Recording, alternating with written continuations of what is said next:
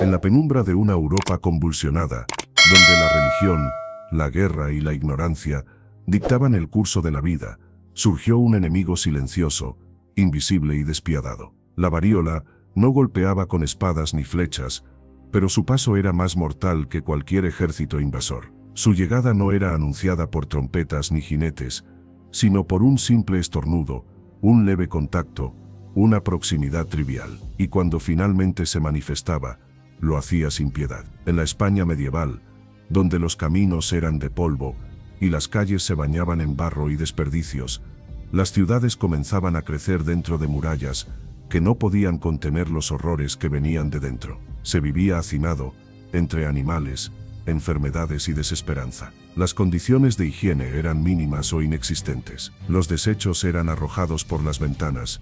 Los ríos eran fuente de agua, pero también cloaca de las ciudades. En este contexto oscuro, la varíola encontró terreno fértil para extender sus tentáculos. No se conocía aún el concepto de virus, ni existían antibióticos, mucho menos vacunas. La medicina era un arte de fe, más que de ciencia, y se mezclaba con supersticiones, conjuros y creencias religiosas. Muchos creían que la enfermedad era un castigo divino por los pecados cometidos. Otros aseguraban que se trataba de maleficios, brujerías o castigos enviados por el demonio. La gente rezaba, se flagelaba, se ofrecía a Dios en procesiones interminables, buscando la redención. Pero la varíola no entendía de plegarias. Cuando llegaba a un poblado, lo hacía de forma silenciosa. Al principio, una fiebre alta, aparentemente sin motivo. Luego, los dolores de cabeza, el cansancio extremo, la incapacidad de mantenerse en pie. Pero lo peor estaba por llegar. A los pocos días, el cuerpo se cubría de pústulas, como ampollas llenas de pus que comenzaban en la cara y se extendían hacia el torso, los brazos, las piernas. El rostro se deformaba, las manos se hinchaban, la piel ardía, el dolor era insoportable y el olor, indescriptible. Los que sobrevivían a la fiebre inicial enfrentaban semanas de sufrimiento. Las pústulas maduraban, se rompían, dejaban costras. Muchos quedaban ciegos, otros quedaban con el rostro marcado para siempre, irreconocible, una máscara de cicatrices que contaban una historia de horror y resistencia. Los niños eran particularmente vulnerables. Un padre podía enterrar a varios hijos en una sola semana. Las madres lloraban en silencio, con el miedo de que sus lágrimas fueran el próximo vehículo de la enfermedad. Y mientras la enfermedad avanzaba, la reacción social no se hizo esperar. El miedo se apoderó de las ciudades. Se levantaban altares improvisados. Se organizaban misas, ayunos colectivos. Algunos pueblos decidían cerrar sus puertas, aislándose del mundo exterior. Otros expulsaban a los enfermos, dejándolos morir en los caminos. Los médicos, escasos y mal preparados, muchas veces huían también. No sabían qué hacer. Aplicaban sangrías, usaban ungüentos de hierbas, rezaban oraciones, pero nada funcionaba. En muchos casos, eran más dañinos que útiles. Los hospitales, si así se les puede llamar, eran lugares lúgubres, sucios, donde los enfermos se amontonaban en camas de paja, sin ventilación, sin atención adecuada. Los cuerpos de los muertos eran llevados en carros al amanecer, cubiertos con mantas, o simplemente apilados unos sobre otros. El hedor era insoportable. Los sepultureros no daban abasto, se cavaban fosas comunes. No había tiempo para funerales. El rito se volvía mecánico. La muerte se había vuelto rutina. La nobleza no estaba exenta. Aunque vivieran en castillos, también ellos se enfermaban. Los criados, cocineros, caballeros y damas podían ser portadores. Nadie estaba a salvo. Incluso hubo reyes y reinas afectados. Pero el pueblo llano era el que más sufría. Los jornaleros, campesinos y artesanos vivían en condiciones tan precarias que la enfermedad se esparcía sin control. En las aldeas, una sola persona enferma podía provocar la muerte de la mitad del poblado en cuestión de semanas. La ignorancia sobre el origen de la enfermedad solo aumentaba el miedo. Algunos culpaban a los judíos, lo que generó pogromos, persecuciones y matanzas. Otros señalaban a los extranjeros, a los mendigos, a las mujeres solitarias, que rápidamente eran acusadas de brujería. Se buscaban culpables, porque aceptar la impotencia ante la enfermedad era más insoportable que el horror de la misma. Y así, la varíola no solo mataba cuerpos, también destruía comunidades enteras desde dentro. En algunos casos, las ciudades decidían quemar casas enteras, donde vivieron los infectados, creyendo que el fuego purificaría los espacios. Se usaban perfumes fuertes, como vinagre, ajenjo y ruda, para limpiar el aire. Se colgaban amuletos en las puertas. Los relatos escritos por monjes, cronistas y viajeros dan testimonio del pánico. Hablan de pueblos enteros en silencio, campanas que no dejaban de sonar, niños llorando sin consuelo, cadáveres en las calles. En algunos monasterios, los monjes se encerraban para evitar el contacto con el exterior. En otros, los religiosos salían a ayudar, conscientes de que probablemente encontrarían la muerte. Algunos se convertían en mártires anónimos, dando consuelo a los moribundos y sepultando a los caídos. Y aún así, la vida continuaba. Las ferias se reanudaban, las cosechas seguían. La necesidad de sobrevivir era más fuerte que el miedo. Las personas aprendieron a convivir con la presencia constante de la enfermedad, y con el tiempo, comenzaron a surgir formas rudimentarias de inmunización.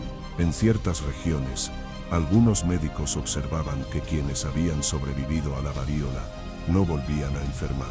Esto, siglos después, daría origen a las técnicas de variolización, precursoras de la vacuna moderna. Pero en la Edad Media, esta era una observación empírica, sin comprensión científica. Los sobrevivientes eran vistos con respeto, pero también con temor, como si llevaran consigo un rastro de la muerte que los había rozado. Muchos quedaban marcados de por vida, no solo en el rostro, sino también en el alma. La experiencia de haber vivido la varíola era algo que transformaba a quien lo atravesaba. La llegada de la varíola a España no fue un evento aislado, fue un proceso constante, con brotes intermitentes que regresaban cada ciertos años, como recordatorios brutales de la fragilidad humana. Cada generación vivía su propia oleada, su propio infierno, y cada una trataba de explicarlo a su modo, con dibujos, crónicas, oraciones, o simplemente el silencio. Hoy, desde la distancia del tiempo, es fácil olvidar el peso de estas historias, pero en cada piedra de los antiguos hospitales, en cada manuscrito manchado de tinta y llanto, queda el eco de una época en que la varíola era sinónimo de fin, una época en que no se conocía la esperanza moderna de la medicina, y donde la lucha por vivir era una batalla diaria, brutal, solitaria, y sin embargo, sobrevivieron. A su manera, resistieron, porque incluso en los momentos más oscuros, el ser humano encuentra la forma de seguir adelante, a veces por fe, a veces por desesperación, pero siempre con la mirada puesta en el amanecer, esperando que la noche y la enfermedad finalmente pasen. No bastaba con sobrevivir, quedar con vida, después de la varíola, no era sinónimo de libertad. Para muchos, era apenas el inicio de otra forma de condena. Las marcas en la piel, profundas y visibles, eran más que cicatrices, eran señales imborrables de que el cuerpo había sido campo de batalla de algo invisible. Y en la Edad Media, donde la imagen y el cuerpo hablaban tanto como las palabras, esas señales muchas veces condenaban a quienes las llevaban a una vida de rechazo y aislamiento. Las ciudades medievales no contaban con sistemas de asistencia social. Un hombre desfigurado podía perder su trabajo, su reputación o incluso su familia. Una mujer marcada por la enfermedad, muchas veces, era considerada impura o incluso tocada por fuerzas malignas. Los niños sobrevivientes eran excluidos de juegos, de escuelas monásticas, de ceremonias. En algunos lugares, se los consideraba malditos. Y lo más cruel de todo esto ocurría sin que nadie comprendiera por qué. En ese tiempo, el conocimiento médico era limitado, y aunque algunos sabios empezaban a escribir tratados basados en la observación, la mayoría de los tratamientos seguía anclada en la tradición, en el simbolismo y en la religión. Para la varíola, no existía cura, ni prevención real. Se recurría a prácticas como la sangría, el uso de ventosas, el ayuno, o incluso la ingestión de pociones, elaboradas con ingredientes que hoy parecen más un hechizo que un remedio. Se quemaban plantas, se recitaban oraciones, se colocaban relicarios sobre la piel enferma. Pero la enfermedad no cedía. Algunos intentaron documentar los brotes. Monjes escribas, médicos de corte o cronistas urbanos anotaban fechas, síntomas y patrones de aparición. Se dieron cuenta de que la enfermedad era más frecuente en los meses fríos, que afectaba más a los niños, que era más grave en las zonas urbanas densamente pobladas. Pero esos conocimientos quedaban dispersos, a veces olvidados o ignorados. No existía una estructura que permitiera una acumulación sistemática del saber. Con el paso de los siglos, las comunidades comenzaron a desarrollar una forma rudimentaria de inmunidad colectiva. No era algo comprendido científicamente, pero los pueblos que ya habían sido azotados por la enfermedad solían resistir mejor en los brotes siguientes. Las madres que sobrevivían sabían, con sabiduría empírica, que si uno de sus hijos pasaba la enfermedad y salía con vida, probablemente ya no volvería a padecerla. Y esa esperanza, aunque incierta, era suficiente para aferrarse a la vida. En algunas regiones de España, especialmente en áreas rurales, se desarrollaron prácticas de variolización. Consistían en exponer deliberadamente a personas sanas al pus de una persona enferma en estado leve, esperando que la nueva infección fuese menos agresiva. Era una práctica peligrosa, sin garantías, y no siempre bien vista por la Iglesia, pero a veces funcionaba, y esa observación, primitiva y arriesgada, se convertiría siglos más tarde en la base para el desarrollo de la vacuna moderna.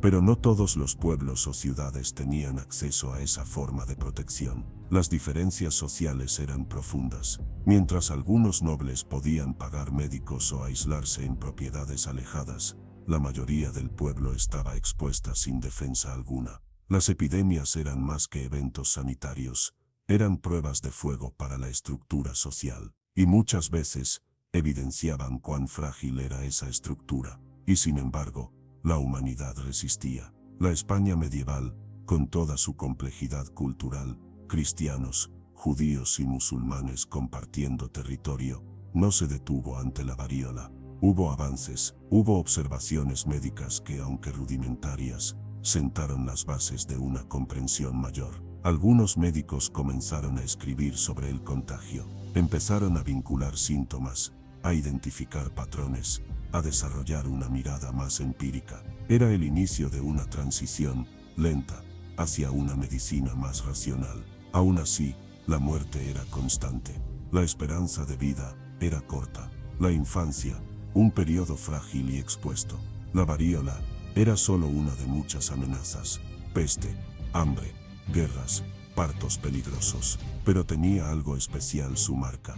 A diferencia de otras enfermedades, la varíola no solo podía matar, podía dejar un rostro irreconocible. Y en una sociedad profundamente visual, donde la imagen tenía un peso simbólico, eso era una condena. Los rostros marcados eran vistos con ambivalencia. Eran prueba de haber sobrevivido, pero también motivo de rechazo. Algunos ocultaban su rostro, otros se recluían. No existía un discurso de aceptación o inclusión.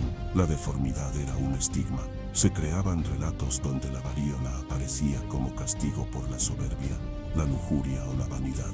Era en muchos sentidos una enfermedad moralizada. El dolor físico se mezclaba con el juicio social.